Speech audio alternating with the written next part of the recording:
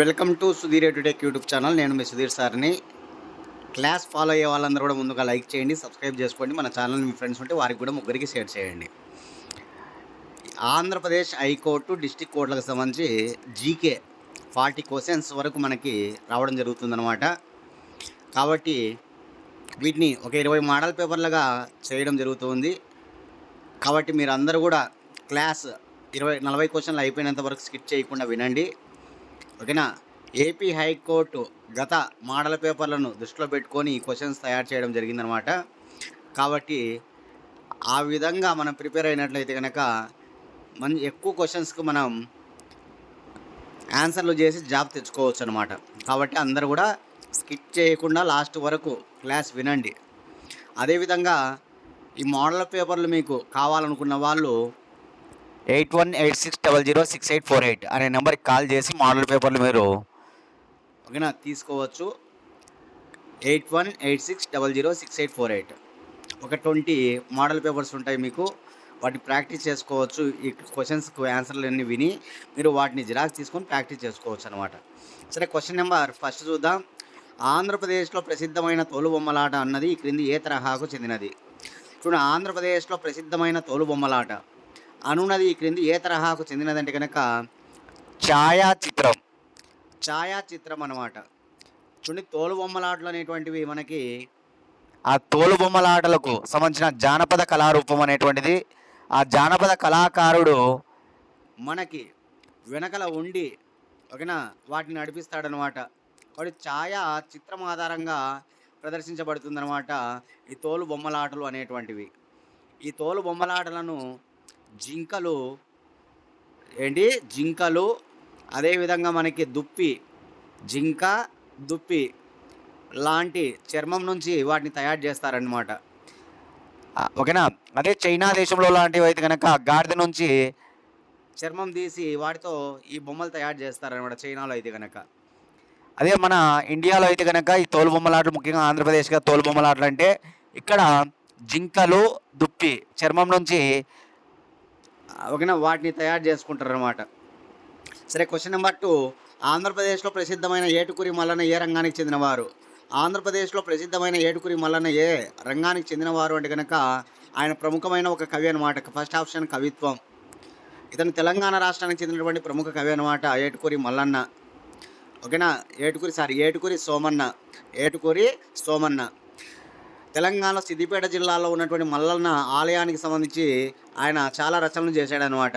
తెలంగాణలో సిద్దిపేట జిల్లాకు చెందినటువంటి ఓకేనా మల్లన్న ఆలయానికి సంబంధించి చాలా రచనలు చేయడం జరిగిందనమాట ఈ Etukuri Somanna. Next question number 3. Tirumala Tirupati Devasthanam ఎప్పుడు ఏర్పడినది? తిరుపతి దేవస్థానం ఎప్పుడు ఏర్పడింది అంటే కనుక 1932లో తిరుమల తిరుపతి దేవస్థానం టీటీడీ ఏర్పాటు కావడం జరిగిందనమాట. కాబట్టి గుర్తుపెట్టుకోవాలి. Next question number 4. క్రింద ఇవ్వబడిన ఆంధ్రప్రదేశ్లోని తూర్పు కనుమలు వాటి జిల్లాలతో జతపరచుము. సో క్రింద ఇవ్వబడిన ఆంధ్రప్రదేశ్లోని తూర్పు కనుమలు చూద్దాం. బెల్లం కొండలు, మడకశిర కొండలు, ఏనుగు మల్లమ్మ కొండలు, చీమకుర్తి కొండలు అంటున్నాడు. చూడండి, బెల్లం కొండలు అంటే కనుక పల్నాడు జిల్లా ఏ, మడకశిర కొండలు అంటే సత్యసాయి బి, ఏనుగు మల్లమ్మ కొండలు అన్నమయ్య మదనపల్లి దగ్గర ఉంటాయన్నమాట, హార్స్లీ హిల్స్ అంటాం వీటిని. చీమకుర్తి కొండలు అంటే ప్రకాశం. ఇక్కడ first option 1A 2B 3C 4D. కాబట్టి 4th క్వశ్చన్కి ఆప్షన్ 1 కరెక్ట్గా ఉంది. Question number 5. రంగనాయకమ్మ అభయారణ్యం ఆంధ్రప్రదేశ్లోని ఏ జిల్లాలో కలదు? రంగనాయకమ్మ అభయారణ్యం ఆంధ్రప్రదేశ్లోని చిత్తూరు జిల్లాలో ఉంటుందన్నమాట. రంగనాయకమ్మ అభయారణ్యము చిత్తూరు జిల్లా. Question number 6. ఆంధ్రప్రదేశ్ రాష్ట్రంలో ఎన్ని ప్రధాన మధ్య తరహా మరియు చిన్న తరహా నదులు కలవు? చూడండి, ఆంధ్రప్రదేశ్లో ఎన్ని ప్రధాన మధ్య తరహా చిన్న తరహా నదులు ఉన్నాయి? 40 ఉన్నాయన్నమాట. ఎన్ని? 40. అతిపెద్ద నది ఆంధ్రప్రదేశ్లో ఏది అంటే కనుక పెన్నా నది. అతిపెద్ద నది పెన్నా నది అనమాట. రాయలసీమ జీవనాడి అంటాం. క్వశ్చన్ నెంబర్ 7 చూద్దాం. ఇక్కడ క్రింది వానలో సరి అయినది ఏవి? బొర్రా గుహలు అల్లూరి సీతారామరాజు జిల్లాలో ఉన్నాయి. బొర్రా గుహలు అనేవి గోస్తని నది పరివాహక ప్రాంతంలో కలవు. బొర్రా గుహలను 1807లో బ్రిటిష్ భౌగోళిక శాస్త్రవేత్త విలియం కింగ్ కనుగొన్నాడు. చూడండి ఇక్కడ ఇచ్చినటువంటివన్నీ కూడా కరెక్ట్గానే ఉన్నాయి. కాబట్టి ఆన్సర్ ఏంది సెవెంత్ క్వశ్చన్ కంటే కనుక 4 పైవన్నీ బొర్రా గుహలు అల్లూరి సీతారామరాజు జిల్లాలోనే ఉంటాయి. ఇంపార్టెంట్ గుర్తుపెట్టుకోవాలి. బొర్రా గుహలు అనేవి గోస్తని నది పరివాహక ప్రాంతంలో ఉంటాయి. ఇంపార్టెంట్, ఈ బిట్ కూడా గుర్తుపెట్టుకోవాలి. బొర్రా గుహలను 1807లో బ్రిటిష్ భౌగోళిక శాస్త్రవేత్త విలియం కింగ్ కనుగొన్నాడు. ఇది కూడా కరెక్టే. కాబట్టి పైవన్నీ. Question number 8 Indira Priyadarshini stadium ఎక్కడ గలదు? చూడండి, స్టేడియంలకు సంబంధించి ఏపీలో చాలా ముఖ్యమైన స్టేడియం ఇందిరా ప్రియదర్శిని స్టేడియం అనమాట. ఓకేనా, ఎక్కడ? విశాఖపట్నంలో ఉంటుంది. క్వశ్చన్ నెంబర్ 9 తెలుగు భాషా దినోత్సవం ప్రతి ఏటా ఎవరి జయంతి సందర్భంగా నిర్వహిస్తారు? చూడండి, తెలుగు భాషా దినోత్సవం ఆగస్టు 29 అనమాట. తెలుగు భాషా దినోత్సవం ఆగస్టు 29. దీన్ని గిడుగు రామమూర్తి పుట్టినరోజు సందర్భంగా నిర్వహిస్తారు. గిడుగు రామమూర్తి పుట్టినరోజు సందర్భంగా నిర్వహిస్తారు అంటే తెలుగు భాషా దినోత్సవం. హిందీ భాషా దినోత్సవం సెప్టెంబర్ 14, గుర్తుపెట్టుకోవాలి. Important, September 14. ఓకేనా. మాతృభాషా దినోత్సవం ఫిబ్రవరి 21, గుర్తుపెట్టుకోవాలి. ఫిబ్రవరి 21. కాబట్టి తెలుగు భాషా దినోత్సవం గిడుగు రామమూర్తి పుట్టినరోజు ఆగస్టు 29. తెలుగులో తొలి ఓకేనా పదం ఏది అని అడుగుతారు. నాగవు. తెలుగులో తొలి పదం నాగవు. తెలుగులో తొలి శాసనం కల్లమల్ల శాసనం. కడప జిల్లాలో ఉంటుంది కల్లమల్ల శాసనం. రేనాటి చోళులు వేసినటువంటి శాసనం కల్లమల్ల శాసనం. రేనాటి చోళరాజు ముత్తురాజు వేసిన శాసనం ఈ కల్లమల్ల శాసనం. తెలుగులో తొలి శాసనం అన్నమాట. తెలుగులో తొలి నవల రాజశేఖర చరిత్ర. తెలుగులో తొలి సినిమా భీష్మ ప్రతిజ్ఞ. తెలుగులో తొలి మాటల సినిమా భక్త ప్రహ్లాద. దేశ భాషలను తెలుగు లెస్స అన్నది శ్రీకృష్ణ దేవరాయల్. తెలుగుని ఇటాలియన్ ఆఫ్ ద ఈస్ట్ అన్నది సిపి బ్రౌను. తెలుగుని ఇటాలియన్ ఆఫ్ ద ఈస్ట్ అన్నది సిపి బ్రౌను. తెలుగు అనేటువంటిది భారత రాజ్యాంగం గుర్తించబడినటువంటి మొట్టమొదట 14 అధికార భాషల్లో తెలుగు అనేటువంటిది ఒకటి ఉంది. షెడ్యూల్ 8. తెలుగుకు ప్రాచీన హోదా 2008లో కల్పించబడింది. తెలుగుకు ప్రాచీన హోదా 2008లో కల్పించబడింది. అదే 2008లో కన్నడానికి వచ్చింది. ఇవన్నీ తెలుగుకు సంబంధించిన చాలా వెరీ ఇంపార్టెంట్ సమాచారం, గుర్తుపెట్టుకోవాలి. క్వశ్చన్ నెంబర్ 10 ఆంధ్రప్రదేశ్ ప్రభుత్వం రాష్ట్రంలో ఎస్సీ వర్గీకరణను ఏ తేదీన అమల్లోకి తెచ్చింది? ఎస్సీ వర్గీకరణ ఎప్పటి నుంచి అమల్లోకి తెచ్చింది అంటే కనుక 2025 ఏప్రిల్ 17. 2025 ఏప్రిల్ 17 అనమాట, గుర్తుపెట్టుకోవాలి. చాలా ఇంపార్టెంట్. ఓకేనా. ఏప్రిల్ 16వ తారీఖున గవర్నర్ ఆమోదం తెలుపుతారు. ఏప్రిల్ 17వ తారీఖున ఇది అమల్లోకి వస్తుందన్నమాట. ఏప్రిల్ 16వ తారీఖున గవర్నర్ ఆమోదం తెలపడం, ఏప్రిల్ 17వ తారీఖున ఇది అమల్లోకి రావడం జరుగుతుంది. ఎస్సీ వర్గీకరణ. రాజీవ్ రంజన్ మిశ్రా ఎవరు ఇక్కడ అధ్యక్షుడు? మన ఆంధ్రప్రదేశ్లో ఎస్సీ వర్గీకరణ కమిషన్కు సంబంధించి ఎవరు చైర్మన్ అంటే కనుక రాజీవ్ రంజన్ మిశ్రా, గుర్తుపెట్టుకోవాలి. ఏకసభ్య కమిషన్ వేయబడుతుందన్నమాట. ఈ ఎస్సీ వర్గీకరణలో మనకి ఏమి ఓకేనా గ్రూప్ ఓకేనా ఏ, గ్రూప్ బి, గ్రూప్ సి అని 3 రకాలుగా విభజిస్తారు. గ్రూప్ ఏలో రెల్లి దాని ఉపకులాలు 12. గ్రూప్ బిలో మాదిగ దాని ఉపకులాలు 18. గ్రూప్ సిలో ఓకేనా మాల దాని ఉపకులాలు 29. మొత్తం 59 ఉపకులాలకు లబ్ధి చేకూరుందనమాట. గ్రూప్ ఏలో రెల్లి కులస్తులకు సంబంధించి 1% రిజర్వేషన్. గ్రూప్ బిలో మాదిగ కులస్తులకు సంబంధించి 6.5% రిజర్వేషన్. గ్రూప్ సిలో ఓకేనా మాల కులస్తులకి 7.5% రిజర్వేషన్. అది గుర్తుపెట్టుకోవాలి. ఓకేనా, చాలా ఇంపార్టెంట్. నెక్స్ట్ క్వశ్చన్ నెంబర్ 11 శ్రీకాకుళంలో గల శ్రీముఖ లింగం ఆలయం ఏ రాజవంశానికి చెందినది? ఓకేనా, ఏ రాజవంశానికంటే కళింగ రాజులు గుర్తుపెట్టుకోవాలి. కళింగ రాజులు. Next question number 12 Shri Potti Sriramulu Nellore జిల్లాలోని జొన్నవాడ అమ్మవారి టెంపుల్ ప్రత్యేకత ఏమిటి? శ్రీ పొట్టి శ్రీరాములు నెల్లూరు జిల్లాలోని జొన్నవాడ అమ్మవారి టెంపుల్ ప్రత్యేకత ఏమిటి అంటే ఇక్కడ అమ్మవారి జిహ్వ చెంపపై త్రిశూలం గుర్తు ఉంటుంది. అమ్మవారి జిహ్వ చెంపపై త్రిశూలం గుర్తు అనమాట. చాలా ఇంపార్టెంట్. నెల్లూరు జిల్లాలో జొన్నవాడ అమ్మవారి టెంపుల్ ఉంటుందన్నమాట. ఓకేనా. ప్రత్యేకత ఏమిటంటే జిహ్వ చెంపపై త్రిశూలం గుర్తు. క్వశ్చన్ నెంబర్ 13 వైజాగ్ స్టీల్ ప్లాంట్ను నిర్మించిన మాతృ సంస్థ ఏది? చూడండి, వైజాగ్ స్టీల్ ప్లాంట్ 1982లో నిర్మించబడింది. రాష్ట్రీయ ఇస్పాత్ నిగమ్ లిమిటెడ్ వాళ్ళు దీన్ని నిర్మించడం జరిగిందన్నమాట. ప్రముఖంగా వైజాగ్ స్టీల్ ప్లాంట్ను రాష్ట్రీయ ఇస్పాత్ నిగమ్ లిమిటెడ్ RINL అంటారు. RINL 1982లో. క్వశ్చన్ నెంబర్ 14 ఆంధ్రప్రదేశ్లో అత్యధిక విస్తీర్ణం గల జిల్లా ఏది? ఆంధ్రప్రదేశ్లో అత్యధికంగా విస్తీర్ణం గల జిల్లా ఏదంటే ప్రకాశం జిల్లా. ప్రకాశం, టంగుటూరి ప్రకాశం పంతులు ఉన్నాడు కదా, ఆంధ్ర రాష్ట్రానికి తొలి ముఖ్యమంత్రి. ఆయన పేరు మీదుగానే ప్రకాశం జిల్లా ఉంది కాబట్టి టాప్లో పెద్ద జిల్లా ఏదంటే మనకు ప్రకాశం జిల్లా అని గుర్తుపెట్టుకోండి అందరూ కూడా. Question number 15. దక్షిణ భారతదేశం అత్యంత ప్రసిద్ధి చెందిన దర్గా అయినటువంటి దక్షిణ భారతదేశం అజ్మీర్గా పేరుగాంచిన అమీర్ పీర్ దర్గా ఎక్కడ కలదు? అమీర్ పీర్ దర్గా ఎక్కడ ఉంది? వైఎస్ఆర్ కడప. చాలా ప్రముఖమైన దర్గా అనమాట. ఏఆర్ రెహమాన్ లాంటి మ్యూజిక్ డైరెక్టర్లు, చాలా గొప్ప గొప్ప సినిమా యాక్టర్లు ఇక్కడ కడప జిల్లాలో ఉన్నటువంటి అమీర్పేట దర్గాకు వచ్చి సందర్శించడం మనం చూస్తూ ఉంటాం. దక్షిణ భారతదేశం అజ్మీర్ అని కూడా పిలుస్తారనమాట. Question number 16. క్రింద ఇవ్వబడిన ఆంధ్రప్రదేశ్ చెందినటువంటి ప్రముఖ బిరుదులు వాటిని కలిగి ఉన్న ప్రముఖులతో జతపరచము. ఆంధ్ర రత్న, ఆంధ్ర భీష్మ, ఆంధ్ర శివాజీ, ఆంధ్ర తిలక్ అంటున్నాడు. పర్వతనేని వీరయ్య చౌదరి, దుగ్గిరాల గోపాలకృష్ణయ్య, గాడిచల్ల హరిసర్వోత్తమరావు, జ్ఞాపక సుబ్బారావు పేర్లు ఇచ్చాడు. చూద్దాం. ఆంధ్ర రత్న దుగ్గిరాల గోపాలకృష్ణయ్య బి, ఆంధ్ర భీష్మ జ్ఞాపతి సుబ్బారావు డి, ఆంధ్ర శివాజీ పర్వతనేని వీరయ్య చౌదరి ఏ, ఆంధ్ర తిలక్ గాడిచల్ల హరిసర్వోత్తమరావు, గాడిచల్ల హరిసర్వోత్తమరావు అనమాట. కాబట్టి దీనికి ఆన్సర్ 4. 16వ దానికి 4. ఆప్షన్ 4 కరెక్ట్గా ఉంది. 1 B, 2 D, 3 A, 4 C. Question number 17.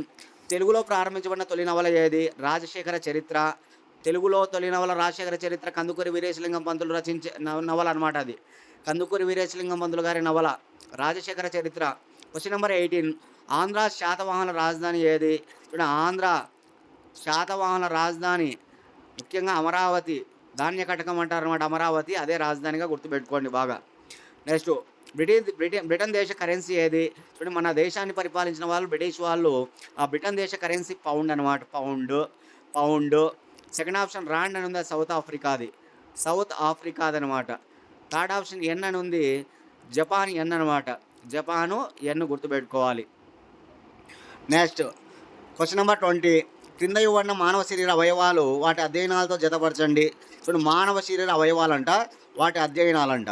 ఓకేనా? అవయవాలు ఏమేమి ఇచ్చాడో చూద్దాం. లంగ్స్ ఊపిరితిత్తులు ఇచ్చాడు, క్లోమం ప్యాంక్రియాస్ ఇచ్చాడు, ఎముకలు బోన్స్ ఇచ్చాడు, ముక్కు నోస్ ఇచ్చాడు, కాలేయం లివర్ ఇచ్చాడు అనమాట.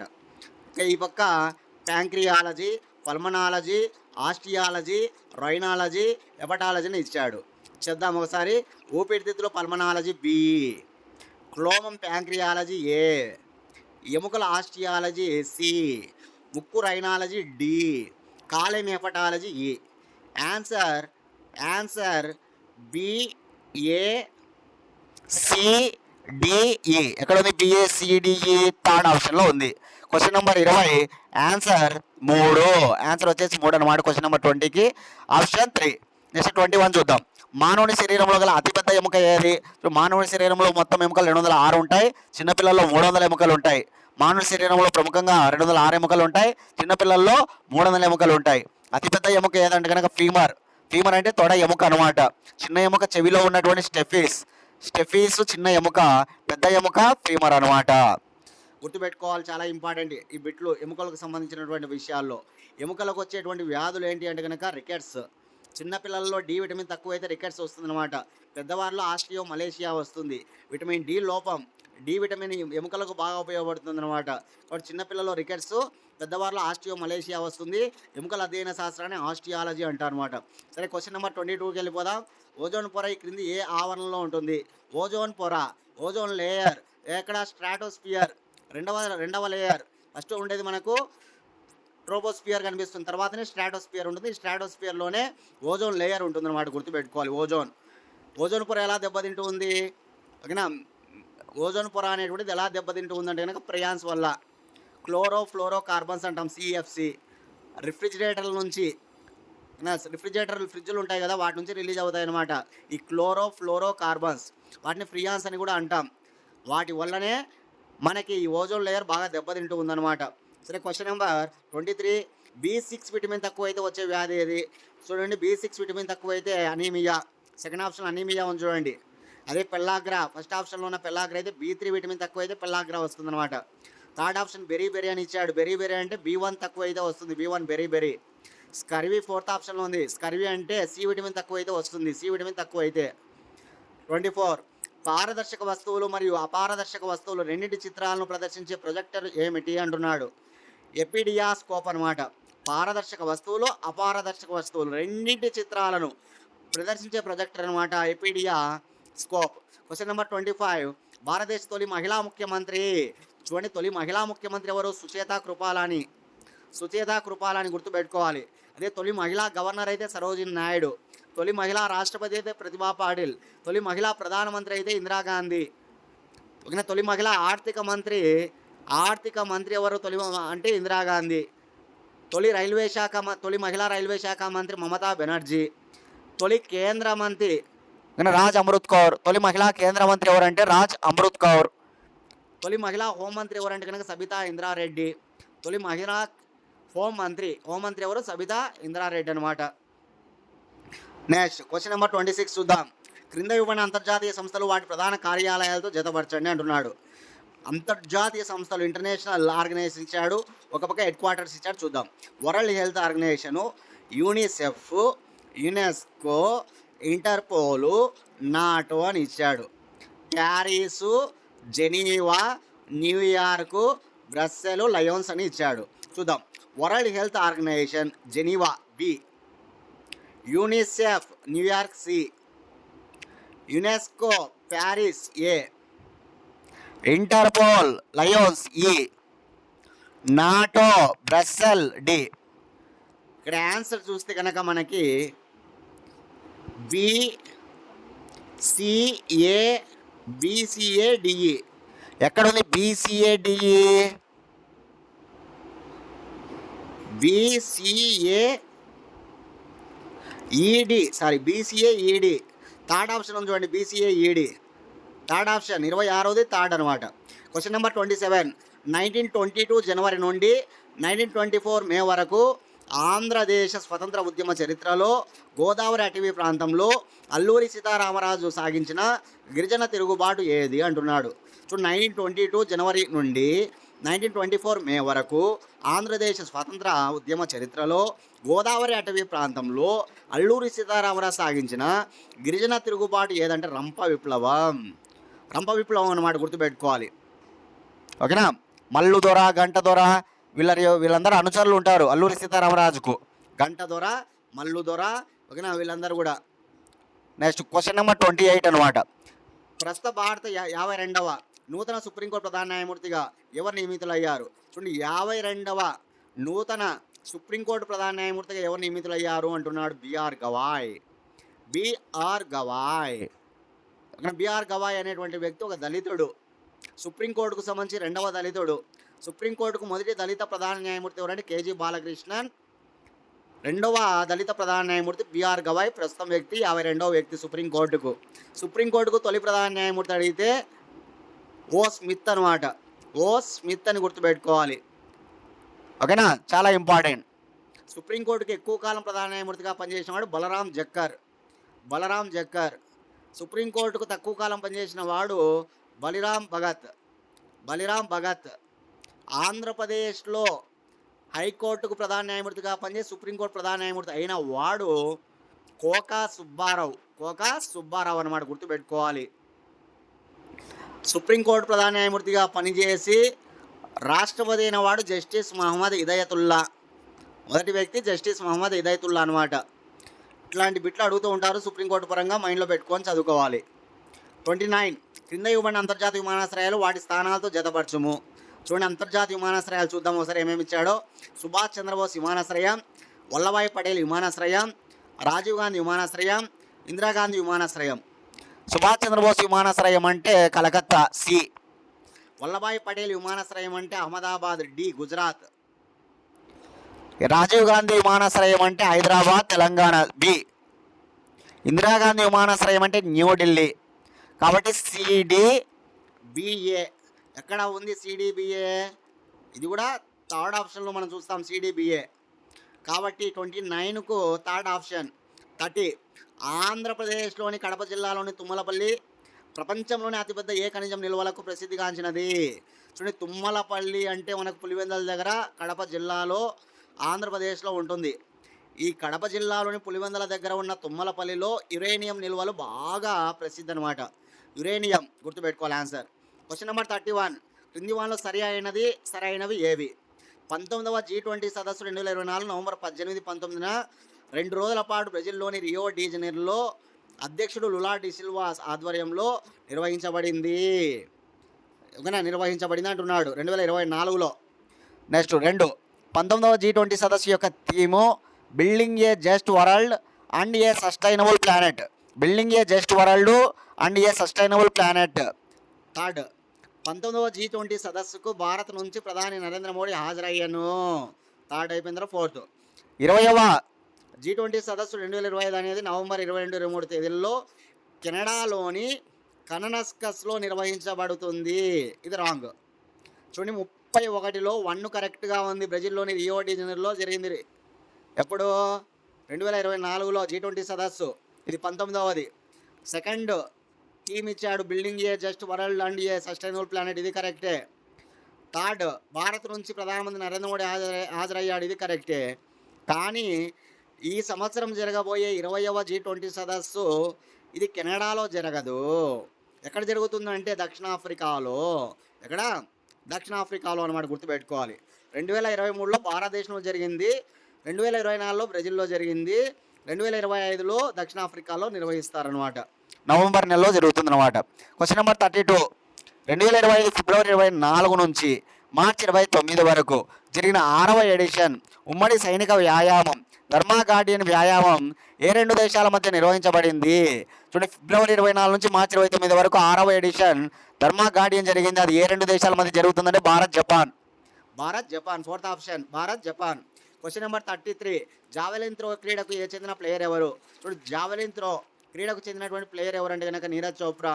సో నీరజ్ చోప్రా ఎప్పుడు ఆడినా కూడా అతను జావెలిన్ త్రోలో మనకు మెడల్స్ తెస్తూనే ఉంటాడు కాబట్టి చాలా ఇంపార్టెంట్ పర్సన్ అతను నీరజ్ చోప్రా జావెలిన్ త్రోయర్.